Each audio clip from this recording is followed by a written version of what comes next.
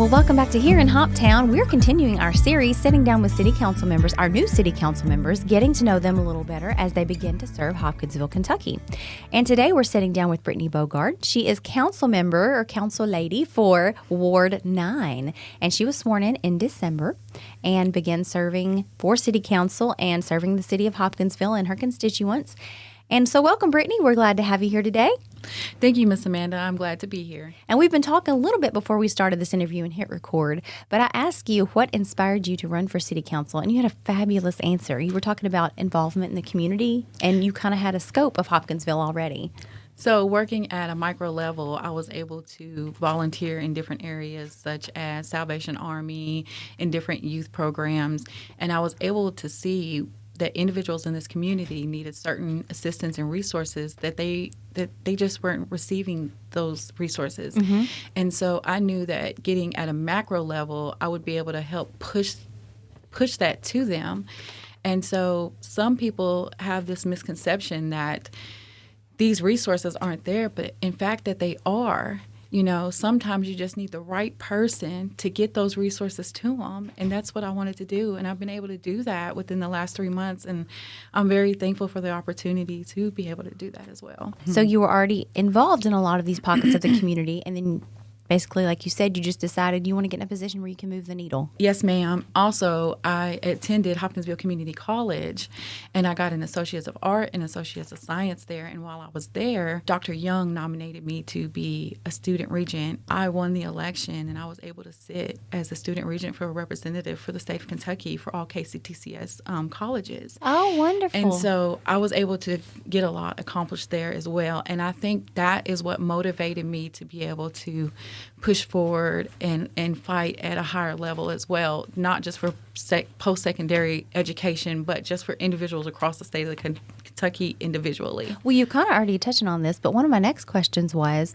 talk a little bit about your background and how it's kind of prepared you for this role. I grew up and I was justice involved, and I was in and out of different group homes and kind of dropped out of school in like the 8th and 9th grade. And I continued the cycle as an adult. I accumulated 45 charges. The last time I was incarcerated, I decided that I no longer wanted to do that when I came home. I started getting my life back on track, and I came in contact with Nikki Chambers, and she was able to assist me with that by plugging me in with the Goodwill Opportunity Center, Hopkinsville Community College. I was able to sign up for the Hopkinsville Community College and get expungement, and I was able to get 45 charges expunged and a pardon from our Governor Andy Beshear. And so I'm just very thankful for people that in this community that has poured into me, such as Nikki Chambers, and I'm just grateful. You've been involved with these organizations, but you've been on the other side, Yes, on these ma'am. organizations, receiving these services that so you've come Yes, ma'am. from both perspectives. I could see how that would equip you immensely. Yes, ma'am. Understanding those who need to be served and those who are serving.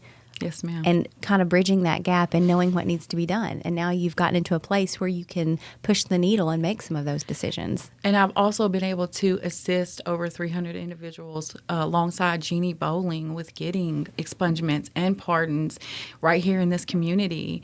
I'm very grateful for that opportunity, and Goodwill has poured back into me. They have also sent me to Washington, D.C. last year to advocate for expungements and pardons at a federal level, and I was really excited. But I will tell you, the one thing I did not like about it is that the 4 days I was there, I walked 37 miles, and my feet hurt by the time Get you I some got good home. walking shoes. If you're going to D.C., that is the best piece of advice. Good walking shoes, No sister. one told me that. Did you wear heels? Yes. Good job. You're going to have stellar calf muscles. That is impressive. So you won the election in December. What's the first thing you did when you learned that you won the election? Honestly, I went home and went to sleep. So the entire time I was campaigning, I stood on the corner of 21st and Virginia holding a Vote Bogard sign, and I was tired. You worked in. Now you're like, whew, was okay. tired. I Go home won. and rest, recuperate, because there's work to be done, right? Yes, ma'am. Yeah, well, talking about the work, what are some of the top priorities for your term? Keeping taxes low. Okay, It's very all right. important because, it's just, we're going through a hard time. Our economy, it's rough, and I see from a different angle of what the impact is when we have high taxes. And I just want to be able to advocate for individuals that's, has stood in my place before. And so that's very important to me. Also, infrastructure improvements. Mm-hmm. I was able to advocate alongside Council Member Jason Bell and Council Member Van Smith. And we have an upcoming project that we're excited that we was able to get accomplished, and that's getting the Walnut Street Park repaved and new basketball goals. Okay. And I'm excited about that. And advocating for public safety. A few days ago, I was talking to an officer, and he had told me that he went to Alabama for some training, and that they had a public safety complex. And so I got to looking at what that consisted of, and it's like all emergency personnel in one building taking classes and training together and working together. And I think that advocating for one of those would be absolutely wonderful for this community, to have all of them in one building working together. Is there a specific initiative? You kind of touched on this. You've kind of achieved some of your projects you've had in mind, but a specific initiative that you're most excited to work on? Again, keeping taxes low is so important. You're excited about saving that money. I like it. Well, one of the concerns a lot of citizens have had, it's been brought up at several of our town hall meetings, and it's been brought up at little focus groups that we've done. It's brought to our attention that sometimes citizens feel disconnected from their council member. How do you plan to stay connected with your constituents? And maybe not just your constituents, but as a representative of Hopkinsville, how do you stay connected with the population? I think taking surveys are a good approach. Mm-hmm. I also believe attending the town halls that we host, if available, and I've been to several of them, and I've taken notes, and I've heard concerns from my constituents, such as Judge John Atkins. He came and spoke about the lily pads behind the public library and getting those improved. And, that was just wonderful to hear someone come and speak about that, and I completely agree with them. I walked the trail, and so when he came and spoke, I hadn't been over there in a while, and I went that next day. And it's important that we hear those things, because then we're able to go look and see for ourselves. Right. So just being involved in general and what's already available out there, showing up for the meetings, talking to the people. And then when people express their concerns about certain things, go check it out for yourself. What do you think is the biggest challenges facing Hopkinsville right now? I will tell you that I think that we lack a community center for the youth. I think that having a community center for the youth is very important, and it'll play a crucial role in minimizing the juvenile crime rate. It would be a free space? It would be is a that free where you're space. Okay. And, it would look something like maybe if, retired police officers could volunteer in it and keep the kids proactive and, just mentor with them. I think that would be a good thing. Okay. All right. I like it. You've talked about a lot of the initiatives you want to achieve. You've talked about a lot of the work you've already done. When your term is finished, what do you want people to say about you? That I was a dedicated and effective leader, and while being the elected city council member, that I changed lives and impacted the community in a positive way. All right. You want to change lives? Yes. Yes. I like it. We've asked some serious questions, but I'm going to ask some fun ones really quick. Okay. Shoot. All right. Easy peasy. You don't have to really prep for these. It's kind of a personality thing. We've asked all of our council members so far, but it just kind of gives us an insight on your personality. Now, I've said it before. It's not scientific. But first question, coffee, sweet tea, or soda? Coffee. Ooh, coffee. Girl after my own heart. You are energetic, goal-driven, and you thrive under pressure. Would you say that's accurate? I do. All right. All right. Favorite local event? Now, it's hard to pick a favorite, so we're not playing favorites here, but just off the top of your head, Western Kentucky State Fair, Summer Salute, or Trail of Tears Powwow? Ooh. I know. We have fun events. I volunteer at all three. Ooh, okay. Well, no pressure. Don't get mad at her. Let's see here. I would have to say the Western Kentucky State Fair. The State Fair. Okay. You are outgoing. You love community engagement and social interaction. Absolutely. All right. Me. Okay. Your leadership style. I have a page full of notes, or a page full of leadership styles here. Pick one. Which one would you say is most you? I can only pick one? Only one. Bold. Bold. Okay, bold. Let's see. You're action-oriented, not afraid to make the tough calls.